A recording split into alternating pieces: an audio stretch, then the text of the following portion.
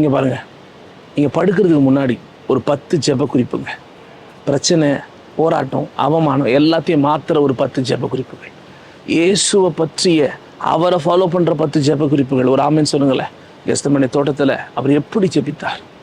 இந்த பாத்திரம் என்னை விட்டு விலகட்டும்னு கேட்டார், ஆனால் அதற்கு அவர் அர்ப்பணிக்கலை, அவருக்கு அவர் தன்னை அர்ப்பணித்தார். அதுபோல் சில நேரத்தில் இந்த வாழ்க்கை வேணாம், இந்த வேலை வேணாம், இந்த ஊழியம் வேணாம், இந்த குடும்பம் வேணாம் தோணும்.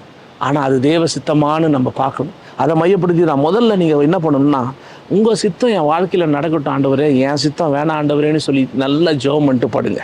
ரெண்டாவது, தனிப்பட்ட ஜெபம் எனக்குள்ளே அதிகமாக இருக்கணும் ஆண்டவரே, ஜெப வாழ்க்கை எனக்கு வேணும் ஆண்டவரேன்னு அதுக்காக ஜெபம் பண்ணுங்க. ஜெப வாழ்க்கை அதிகரிக்கிறத நீங்கள் பார்ப்பீங்க. மூணாவது, குடும்பமாக நாங்கள் ஜெபிக்கிறதே இல்லைப்பா, குடும்ப ஜெபம் என் வீட்டில் இருக்கணும், கணவன் மனைவியை ஜெபிக்கணும், பிள்ளைகளோடு ஜெபிக்கணும் அப்படி சொல்லி ஜெபம் பண்ணிட்டு படுங்க. அவங்களையும் ஜெபம் பண்ண வச்சுட்டு படுங்க. கர்த்தர் அற்புதம் செய்வார். நாலாவது, கடினமான நேரங்களில் கீழ்ப்படியணும். இயேசு கிறிஸ்து கடினமான நேரம் ஆனால் கீழ்ப்படிந்தார். அதனால தான் இன்னைக்கு நீங்கள் நான் மீட்கப்பட்டிருக்கிறோம். அப்படிப்பட்ட ஒரு ஆவி நமக்கு வேணும்னு சொல்லி ஜெபம் பண்ணிட்டு படுங்க. கர்த்தர் அற்புதம் செய்வார். ஐந்தாவது பாருங்க, மன சமாதானங்க. ஏன்னா அவருடைய திட்டத்தில் தாங்க சமாதானம் இருக்குது, நம்ம திட்டத்தில் சமாதானம் இல்லைங்க. அந்த புரிதல் நம்ம மனசுக்கு வேணும். அதை மையப்படுத்தி நல்லா ஜெபம் பண்ணிட்டு படுங்க. தேவன் அற்புதம் செய்வார். ஆறாவது பாருங்க, பிள்ளைகளும் அதுக்கேற்றபடி தேவ திட்டத்தை தேடி அந்த திட்டத்தில் நடக்கிறவங்களா இருக்கணும்னு சொல்லி நல்லா ஜெபம் பண்ணிட்டு படுங்க. நிச்சயமாக சொல்கிறேன், கர்த்தர் உங்கள் பிள்ளைகளை நடத்துவார். ஏழாவது பாருங்க, பரிசுத்த ஆவியில் நிரப்புதல். பரிசுத்த ஆவி இருக்கணும், தூங்கக்கூடாது, கொஞ்ச நேரமாவது ஜெபிக்கணும். அப்படிப்பட்ட ஒரு எண்ணம் நம்ம பிள்ளைகளுக்கு, குடும்பம் எல்லாருக்கும் வேணும், எனக்கு வேணும் சொல்லி ஜெபம் பண்ணிட்டு படுங்க. கர்த்தர் அப்படியே உங்கள் வாழ்க்கையில் அதை அடையாளப்படுத்துவார்.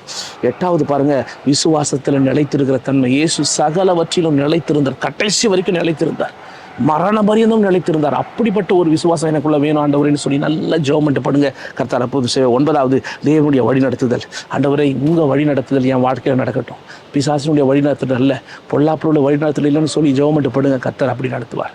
கடைசியாக விசுவாசம் அறிக்கை பண்ணுங்க. என் நிலைமை மாறணும், என் பிரச்சனை மாறணும், என் போராட்டம் மாறணும். இயேசு கிறிஸ்துவுக்கு சகலமும் மாறினது, அதுபோல் என்னுடைய வாழ்க்கையிலையும் மாறணும். நம்பிக்கை வைத்து விசுவாசித்து ஜெபிச்சுட்டு படுங்க. இந்த இரவு ஒரு மிகப்பெரிய அற்புதத்தை உங்கள் வாழ்க்கையில் பார்ப்பீங்க. தேவன் அதை செய்வார். நம்புறீங்களா? ஆமென். அப்படிப்பட்ட நம்பிக்கை இருந்துச்சுன்னா இந்த இரவு உங்களுக்கானதுங்க. காட் பிளஸ் யூங்க. கர்த்தர் உங்க கூட இருக்கார். ஏமே இந்த ஜெப ஊழியம் உங்களுக்கு ஆசீர்வாதமாக இருந்துச்சு அப்படின்னா, ஜெபம் டிவியை சேட்டலைட் சேனலாக மாற்றணும்னு சொல்லி தினமும் ஜெபம் பண்ணிகிட்டு இருக்கோம்.